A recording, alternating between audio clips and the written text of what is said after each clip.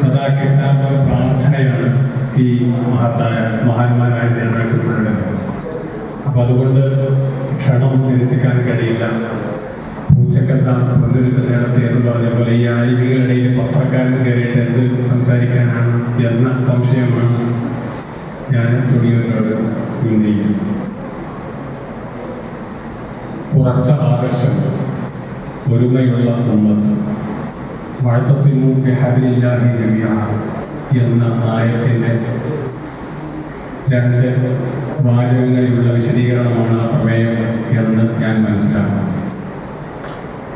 വിശുദ്ധ ഖുർആനിൽ ഇസ്രായേൽ സന്തതികളെയും കൊണ്ട് ബൈബിളിലും ആ കഥ തന്നെയാണ് പറയുന്നത്.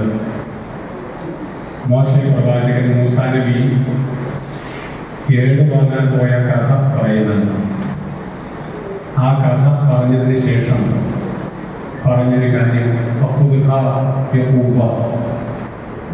ശക്തിയോടുകൂടി നീ അത് കേൾപ്പിക്കുക. നിന്റെ ആളുകളോട് അതിലെ ഏറ്റവും ഉത്തമമായ കാര്യങ്ങൾ പറയുകയും ചെയ്യുക. ഇതേ ഒരു സംഭവം വീണ്ടും ഇസ്രായേൽ സമുദായത്തിൻ്റെ ഉദാഹരണം പറഞ്ഞുകൊണ്ട്, മോശെ പ്രവാചകന്റെ സംഭവം പറഞ്ഞുകൊണ്ട് പറയുന്നത് നിങ്ങൾക്ക് ഞാൻ നൽകിയ സന്ദേശങ്ങളെ നിങ്ങൾ ബലത്തോടെ പിടിക്കുക, ഉറച്ചു പിടിക്കുക എന്നുള്ളത്. ഈ ഉറച്ചു പിടുത്തം വേണ്ടി വരുന്നത് കാലുഷ്യങ്ങൾക്കിടയിൽ നമ്മൾ ജീവിക്കുമ്പോഴാണ്.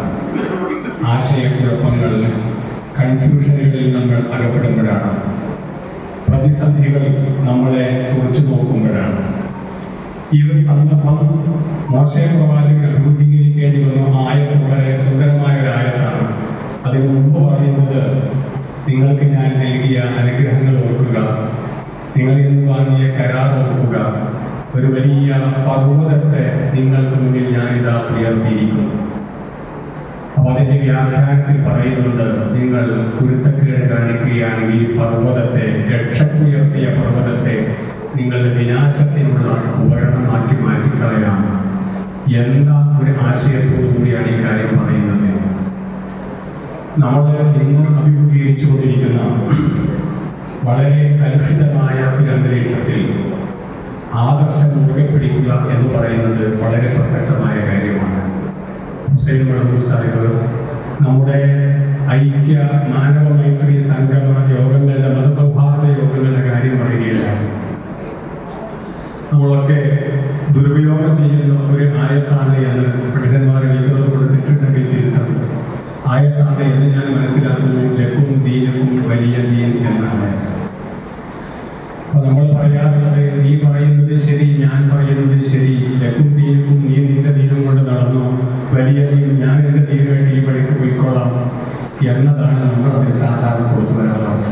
ശക്തി ഉറച്ചു നിന്നുകൊണ്ട് സ്വന്തം വിശ്വാസത്തിൻ്റെ തനിമ ഉയർത്തിപ്പിടിക്കണം. ആ ഉയർത്തിപ്പിടിച്ച് അത് അങ്ങനെ നിൽക്കാൻ കഴിയണം എന്ന അന്തസ്സിൻ്റെയും ആത്മാഭിമാനത്തിൻ്റെയും ആശയമാണ് വാസ്തവത്തിൽ ആ ഖുർആൻ ആയത്ത് നമ്മളെ പഠിപ്പിക്കുന്നത്. അതുപോലെ തന്നെ പറയുന്നുണ്ടെങ്കിൽ ഞങ്ങൾക്ക് ഞങ്ങളുടെ പണി, നിങ്ങൾക്ക് നിങ്ങളുടെ പണിയും. അപ്പോൾ വീക്ഷണത്തിൽ, അഭിപ്രായങ്ങളിൽ വ്യത്യാസമുണ്ടായാലും പക്ഷെ ഇങ്ങനെ ഇതിന് അടിയുറച്ച് നിന്നുകൊണ്ട് തന്നെ എനിക്ക് എൻ്റെ സഹോദരനെ കാണാൻ കഴിയും. എൻ്റെ സഹോദരനുമായി സഹോദരൻ എന്ന് പറയുന്നത് തന്നെ എൻ്റെ ഉദരത്തിൽ പിറന്നവരെ പോലെയാണ് ഞാൻ തന്നെയും കാണുന്നത് എന്ന്. ഇതാണ് എല്ലാ പ്രവാചകന്മാരും നമ്മളെ പഠിപ്പിച്ചത്.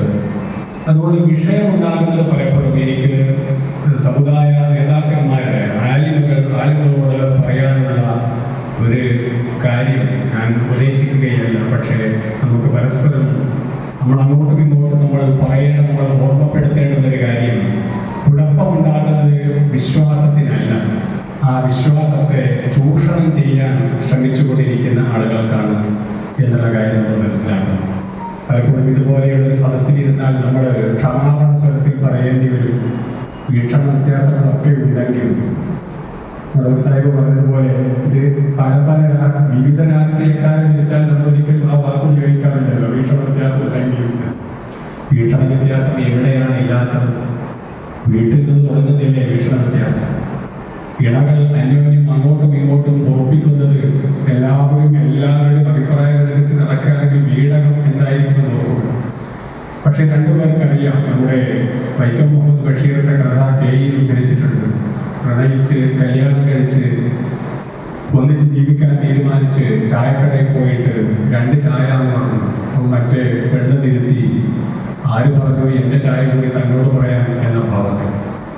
അപ്പൊ ഇത് നമ്മൾ വീക്ഷണ വ്യത്യാസം 2 മനുഷ്യന്മാർ കൂടിയാൽ എല്ലായിടത്തും ഉണ്ട്.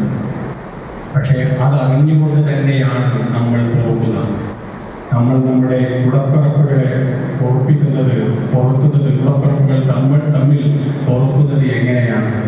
അപ്പൊ ആ അർത്ഥത്തിൽ നമുക്കത് അറിയാഞ്ഞിട്ടല്ല, സാധ്യമല്ലാഞ്ഞിട്ടല്ല. പക്ഷെ നമ്മൾ മറ്റെന്തൊക്കെയോ താല്പര്യങ്ങൾ നമ്മളെ കീഴടക്കുമ്പോൾ, മറ്റെന്തൊക്കെയോ താല്പര്യങ്ങളുടെ പിറകെ നമ്മൾ കൂടുമ്പോൾ ഈ പറഞ്ഞ പ്രശ്നങ്ങളുണ്ടാകും.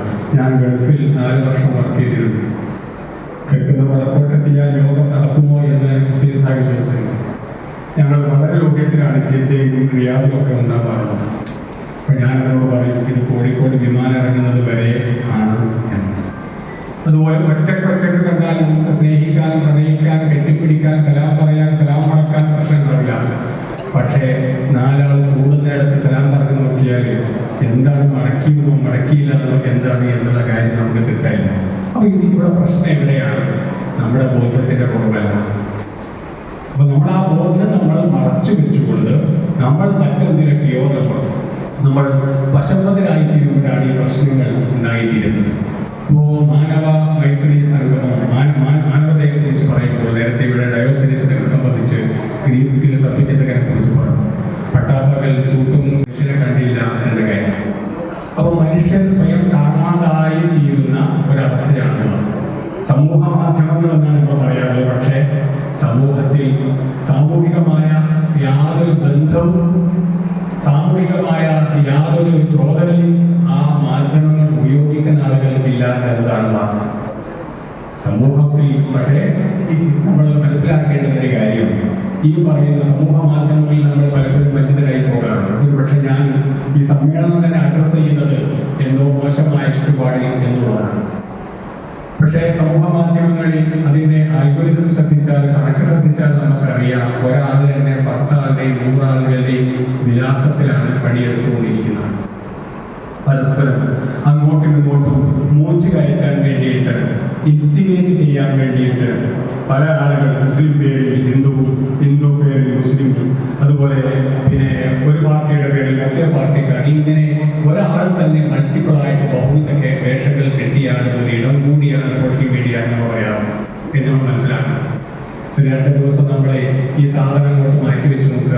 എന്നിട്ട് നമ്മൾ നാട്ടിലെ പുറത്തിറങ്ങി നോക്കുക, ചായക്കടയിൽ ചെന്ന് നോക്കുക, നമ്മുടെ വീട്ടിൽ തൊഴിലിൽ വരുമ്പോൾ സംസാരിച്ച് നോക്കുക, നമ്മൾ നമ്മുടെ വാട്സാപ്പ് ഗ്രൂപ്പിലല്ല, നമ്മൾ നമ്മുടെ കൂട്ടുകാരെ പുറത്ത് വെച്ച് കണ്ടു നോക്കുക.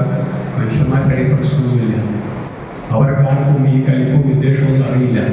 പക്ഷേ ആ വിദ്വേഷം പ്രസരിപ്പിക്കുവാനുള്ള ആയുധമാണ് സമൂഹ മാധ്യമം എന്നതിൽ തീർത്തും അങ്ങനെ സാമൂഹികതയുമായിട്ട് യാതൊരു ബന്ധവുമില്ലാത്ത ഒരു ആയുധമാണ് എന്ന് നമ്മുടെ കയ്യിലിരിക്കുന്നത്.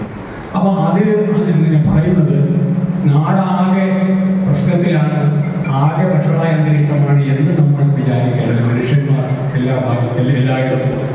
അപ്പൊ ആ അവശേഷിക്കുന്ന മനുഷ്യരെയും അവരുടെ മനുഷ്യത്വത്തെയും എങ്ങനെ നമുക്ക് വരാൻ സാധിക്കും എന്ന ഒരു ചിന്തക്കാണ് നമ്മൾ തുടക്കം കുറിക്കേണ്ടത്. നമുക്ക് ഓരോരുത്തർക്കും വ്യക്തിഗതമായിട്ട് ഞാൻ പ്രസംഗിക്കുമ്പോൾ, എഴുതുമ്പോൾ, ഒരാളെ കാണുമ്പോൾ, ഒരാളുമായിട്ട് ഇടപഴകുമ്പോൾ എന്നാൽ മറ്റൊരാൾക്കും ബുദ്ധിമുട്ടുണ്ടാകുവാൻ പാടില്ല. ഇതാണല്ലോ പ്രവാചകൻ മുഹമ്മദ് സല്ലല്ലാഹു അലൈഹി വസല്ലം നമ്മളെ പഠിപ്പിച്ചത്. എല്ലാ പ്രവാചകന്മാരും അത് തന്നെയാണ് പഠിപ്പിച്ചത്. നല്ല ശബരിയാക്കാരൻ്റെ കഥയാണ് യേശു പഠിപ്പിച്ചത്. ആ കഥ പറഞ്ഞുകൊണ്ടാണ് കഴിഞ്ഞ അന്തരിച്ച നിര്യാതനായ കഴിഞ്ഞ മാർപ്പാപ്പ ഫ്രാൻസിസ് മാർപ്പാപ്പ തുട്ടി എന്ന പേരിൽ നാം സോദരർ എന്നാണ് അദ്ദേഹത്തിൻ്റെ ഒരു ചാക്രിക ലേഖനം, അദ്ദേഹം അവസാനമായി അദ്ദേഹം എഴുതിയ ചാക്രിക ലേഖനങ്ങളിൽ ഒന്നിൻ്റെ പേര് നാം സോദരർ. അതിൽ അദ്ദേഹം ആ കഥ പറഞ്ഞു തുടങ്ങുന്നത് ഞാനും അബുദാബിയിലെ ഭരണാധികാരിയും ഈജിപ്തിലെ അൽ അസ്ഹറിലെ ഷെയ്ഖുൽ അസ്ഹർ അഹമ്മദ് തയ്യൂബ് കൂടിച്ചേർന്ന് ഒരു മാനുഷിക പ്രഖ്യാപനത്തിൽ ഒപ്പുവെച്ചിരുന്ന ഒരു കഥ പറഞ്ഞുകൊണ്ട് ആ കഥ പറഞ്ഞിട്ട് അവിടെ നിന്നാണ് അദ്ദേഹം നല്ല ശബരിയാക്കാരൻ്റെ കഥയിലേക്ക് അദ്ദേഹം വരുന്നത്. എല്ലാ വിശ്വാസങ്ങളും ഞാൻ മതം എന്ന് ഞാൻ തൽക്കാലം വരെ പറയുന്നില്ല, കാരണം മതം എന്ന് പറയുമ്പോഴാണ് പ്രശ്നം വരുന്നത്. കാരണം മതമിളകുന്ന ആൾക്കാരുടെ ഉപകരണമാണ് മതം ആയിട്ട് മാറിയ ഒരു സന്ദർഭത്തിൽ വിശ്വാസം അത് ദൈവികമാണെങ്കിൽ ദൈവനിവേശിതമാണെങ്കിൽ അതിനൊരിക്കലും കാരുണ്യത്തെ കൈവരിയാൻ സാധിക്കില്ല. അതിനൊരിക്കലും ആളുകളെ പച്ചക്ക് കച്ചുകൊല്ലാൻ സാധിക്കില്ല.